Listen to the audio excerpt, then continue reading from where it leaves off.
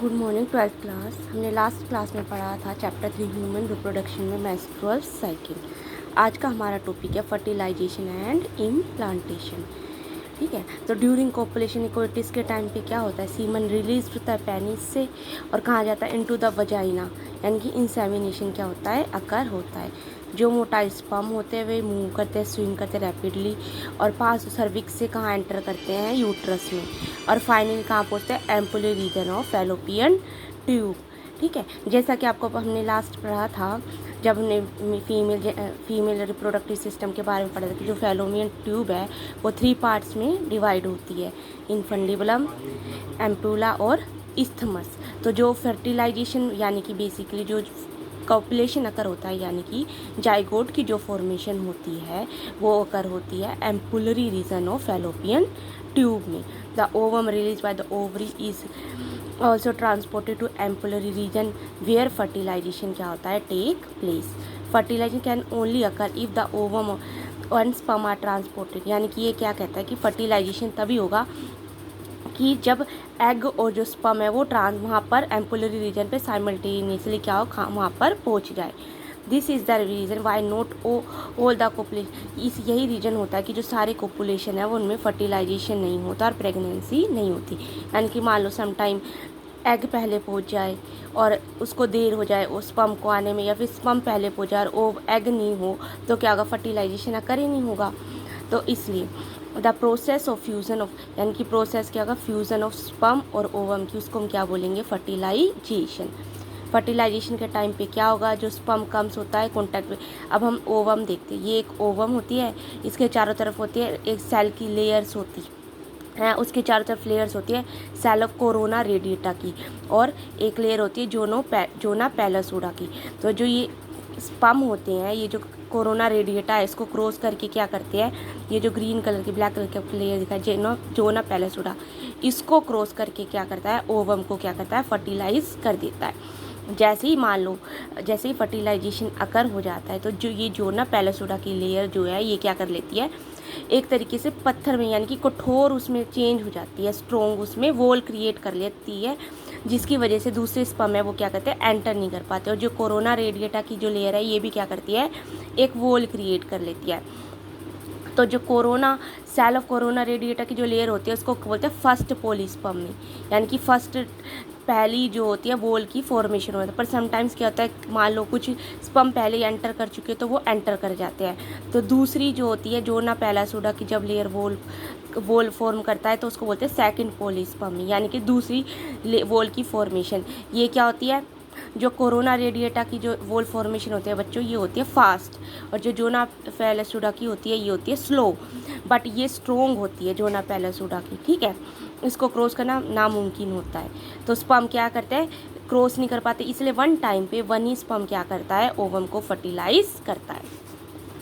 तो देखिए, contact with zona pallidus layer of ovum and induces changes in the membrane that block the entry of additional sperm, यानी कि इसमें change आ गए, block हो गया, तो ये दूसरे स्पर्म्स को एंट्री नहीं करने देगी। Thus it ensures that the only one sperm can fertilize an ovum. Secretion of acrosome जो प्रेजेंट होता है जो मेल स्पर्म की हेड की टिप पे, वो क्या करता है, एक तरीके से क्या करता है, वो करता है रिलीज़ करेगा और उसमें से क्या करेगा, स्पर्म को एंटर करने में हेल्प करेगा साइटोप्लाज्म ऑफ ओवम में, और वहाँ पर क्या होगा, through the zona pellucida and the plasma membrane. This induce the completion of the meiotic division of the secondary oocyte की क्या हो जाएगी, फॉर्मेशन हो जाएगी। ठीक है, सेकेंडरी oocyte फॉर्मेशन हो गई तो सेकेंडरी म्यूटिक डिवीज़न क्या होती है, अनइक्वल होती है, जैसा कि हमने पढ़ा था। ओवम में क्या बनता है, सेकेंड पोलर बॉडी की फॉर्मेशन भी होती है, हैप्लॉइड ओवम की फॉर्मेशन होती है। यही हैप्लॉइड क्या न्यूक्लियस स्पर्म के साथ क्या करेगा, फ्यूज़ करेगा ओवम का, और जाइगोट की क्या करेगा, फॉर्मेशन करेगा, जो क्या होगा, डिप्लॉइड नंबर होगा। अब यह है कि how many chromosome will be there in the zygote में अब कितने क्रोमोजोम हुए, जैसे कि उसने कहा कि डिप्लॉइड जाइगोट है, यानी कि अब इसमें कितने क्रोमोजोम हुए, 46 क्रोमोजोम हो गए। हमें एक चीज़ पता है कि जो सेक्स होता है, रिमेंबर्ड है the sex of baby has been decided at this stage itself, यानी कि सेक्स अपने आप पता चल जाता है। लेट अस सी कैसे, अब हमने लास्ट पढ़ा था कि आपने पढ़ा हुआ है लास्ट क्लासेस में 10th में कि जो क्रोमोसोम का पैटर्न होता है फीमेल एक्सेस, मेल के लिए क्या होता है XY होता है, और जो वाई क्रोमोसोम है वही क्या करता है सेक्स को डिटरमाइन कर देता है। फिर ऑल जो गैमेट्स प्रोड्यूस होते हैं फीमेल के उनमें सभी में क्या होगा X क्रोमोसोम होगा, और मेल में क्या होता है X और Y क्रोमोसोम होता है। तो 50% जो स्पर्म्स कैरी करते हैं वो X क्रोमोसोम को कैरी करते हैं मेल के, और जो अदर 50% होते हैं वो किसको क्रोमोसोम को कैरी करते हैं Y क्रोमोसोम को। जैसे ही फ्यूज़न होगा मेल और फीमेल गैमेट्स का, वो आइदर ये डिपेंड करता है कि स्पर्म ने किस क्या के उस स्पर्म के पास क्या है XS है या XY है, depending whether the sperm carry और फर्टिलाइज करेगा ओवम को। Zygote carrying XX would help into a female baby, और XY होगा तो मेल बेबी की फॉर्मेशन होगी, मेल बेबी की फॉर्मेशन हो जाएगी। ठीक है, तो ये सभी जो हमारा ये जो क्रोमोसोम से रिलेटेड है, हम आपका जो चैप्टर 5 है जेनेटिक्स, उसमें हम इसके बारे में पूरा डिटेल में पढ़ेंगे। That is why scientifically it is correct to say, इसलिए साइंटिफिकली ये कहा जाता है कि जो एक बेबी का जो डिटरमाइन करता है कि एक बच्चा मदर होगा फीमेल होगा, वो कौन डिटरमाइन करता है, फादर डिटरमाइन करता है, ना कि मदर। जो फिर क्या होगी म्यूटिक डिवीज़न स्टार्ट होती है जाइगोट में, यानी कि जैसे फर्स्ट जाइगोट की फॉर्मेशन, ये तो एग है, स्पर्म आए तो क्या हो गई जाइगोट फॉर्मेशन हो गई, डिप्लॉइड स्ट्रक्चर होगा, फिर इसमें क्लीवेज स्टार्ट होती है, तो क्लीवेज होगी, oviduct cold cleavage toward the uterus, यानी कि उसमें डिवीज़न स्टार्ट होगा। तो ये कैसे होता है, एक डबलिंग के उसमें होता है, पहले टू सेल डिवाइड 2 से 4 बनेंगे, 4 से 8 बनेंगे, 8 से 16 बनेंगे। डॉटर सेल्स कोल्ड, उनको हम क्या बोलते हैं ब्लास्टोमियर्स बोलते हैं। द एम्ब्रो विद इन द 16 से 32 32 to 64, इस तरीके से क्या होगी स्टेज की फॉर्मेशन हो जाएगी। ठीक है, ब्लास्टोमियर जो ब्लास्टोमियर है इस कोल्ड दा उसको क्या बोलते हैं मोरूला भी बोलते हैं। मोरूला क्या करेगा आगे कंटिन्यू करेगा डिवाइड में, ट्रांसफॉर्म होगा इनटू ब्लास्टोसिस्ट में, और ये मूव करेगा फर्दर इनटू द यूट्रस में। Blastomere in the blastocyst are arrange into the outer layer. अब जैसे ही ब्लास्टोसिस्ट की फॉर्मेशन हो गई तो देखिए ब्लास्टोसिस्ट की जैसे जैसे फॉर्मेशन होगी तो देखो क्या होता है, एग यहाँ आया, इस एम्पुला रीजन पे क्या हो गया, दोनों में फ्यूज़न हो गया, फ्यूज़न के जाइगोट की फॉर्मेशन। अब जो इस्थमस वाला पार्ट है इसमें क्या कर यहीं से ये चलता रहेगा, एग मूव करता रहेगा, डिवीज़न स्टार्ट होती है, 2 cell stage, 4 cell stage, 8 cell, morula बन गया। मोरूला से ये स्टेज की फॉर्मेशन ब्लास्टोसिस्ट की फॉर्मेशन होनी शुरू होगी। तो जैसे ही ब्लास्टोसिस्ट की फॉर्मेशन होगी तो ये जो यूट्रस की वाल है ये ट्रोफोब्लास्ट वाली, उसमें जाके क्या आ जाएगा ये लाइन हो जाएगा।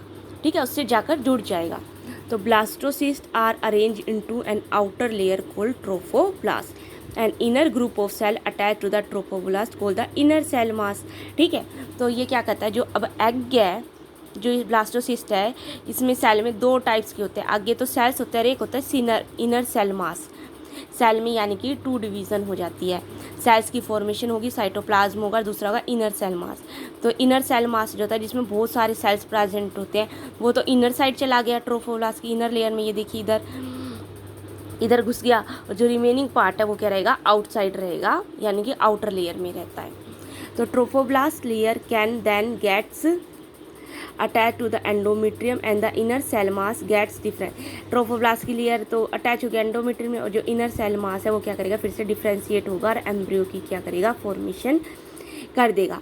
After attachment the uterine cells divides, जैसे ही अटैचमेंट होगी यूट्रस की सेल वॉल डिवाइड शुरू कर देंगी और ब्लास्टोसिस्ट जो है उसको क्या कर देंगी चारों तरफ से कवर करेंगी। एज अ रिजल्ट क्या होगा blastocyst becomes embedded in the जो एंडोमेट्रियम की लेयर है यूट्रस उसमें क्या जाएगा एम्बेडेड हो जाएगा। This is called the implantation and leads to, यानी कि इस प्रोसेस को क्या बोलते हैं हम इम्प्लांटेशन बोलते हैं, और इससे क्या होता है ये अकर हो गया तो यानी कि प्रेगनेंसी हो गई, इट लीड्स टू प्रेगनेंसी। तो ओके बच्चों, आज के लिए हमारा इतना ही। नेक्स्ट हम पढ़ेंगे प्रेगनेंसी एंड एम्ब्रियोनिक डेवलपमेंट।